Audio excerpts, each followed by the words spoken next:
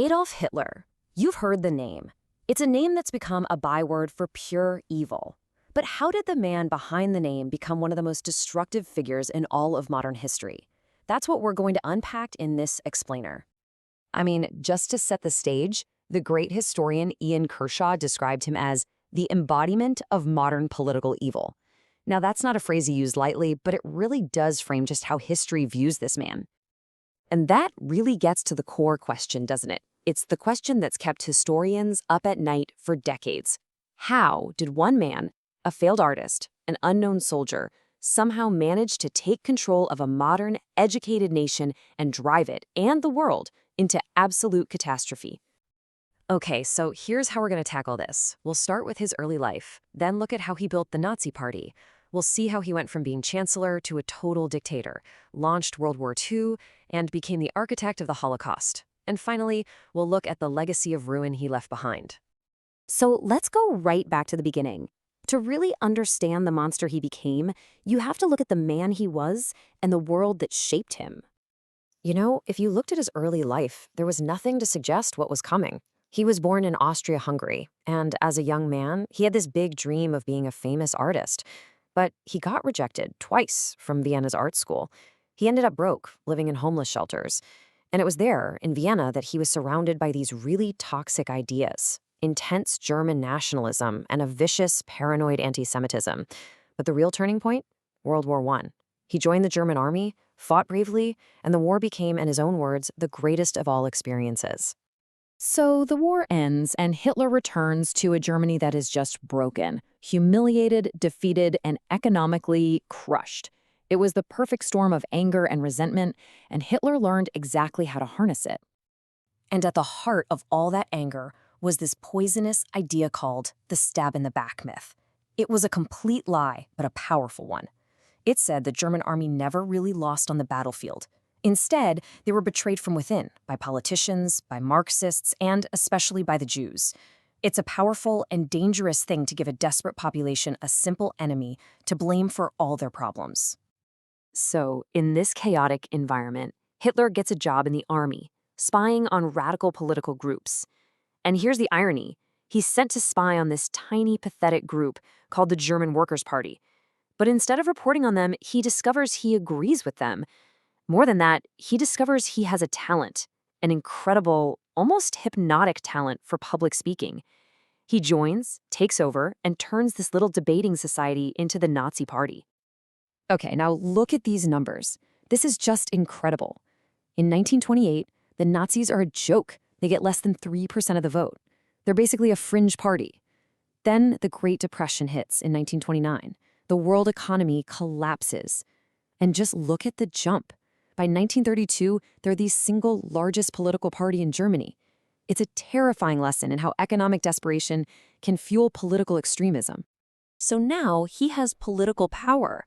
But being the head of the largest party isn't the end game. He wants all the power.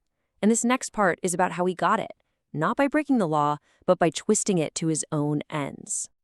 And it happens fast. Shockingly fast. In January of 1933, Germany's old-school conservative leaders make a fatal mistake. They think they can use Hitler, control his popularity for their own ends, so they make him chancellor. 18 months later, German democracy is dead, and he is the Führer, the absolute dictator. So how did he do it? Well, his first big break comes just a month in. The Reichstag, the parliament building, burns down. He immediately blames the communists, creates a panic, and convinces the president to sign an emergency decree. And just like that, poof, freedom of speech, freedom of the press, the right to a trial, all gone overnight. But this was the final nail in the coffin, the enabling act. Using intimidation and backroom deals, the Nazis push a law through the very parliament they're about to destroy. It basically says Hitler and his cabinet can make any law they want without anyone's approval. And that's the truly chilling part. He didn't have to overthrow the government in a violent coup. He got the government to vote itself out of existence. So, with Germany completely under his thumb, his gaze turns outward. He has this obsession with an idea he calls Lebensraum, living space. He believed the German people were destined to expand, to conquer vast territories in Eastern Europe, and he knew that meant war.